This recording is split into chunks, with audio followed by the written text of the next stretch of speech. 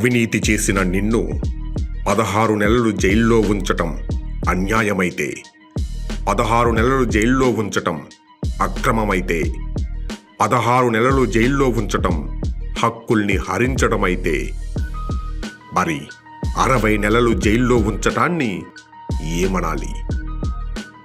నీ అభిమాని నీ గెలుపు కోసం తన జీవితం నాశనం చేసుకుంటే, హత్యాప్రయత్నం చేశాను అనుకుంటే నేను జగన్ అభిమాని కాదంటే శిరచ్ఛేదనం చేయించుకుంటాను.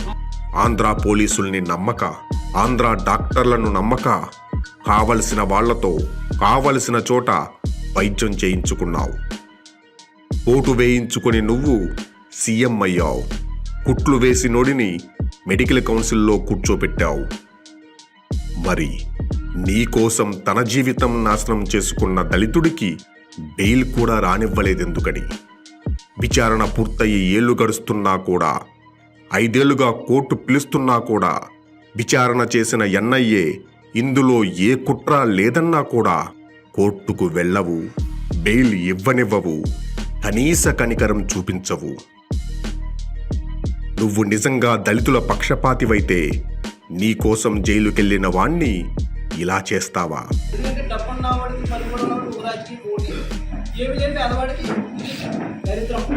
నువ్వు నిజంగా దళితుల మేనమామవైతే ఆ కుటుంబం ఆర్తనాదాలు విననట్టు ఉంటావా?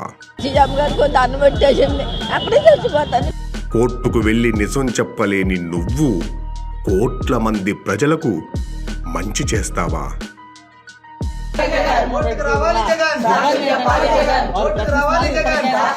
ఒక్క సాక్ష్యం చెప్పు జగన్.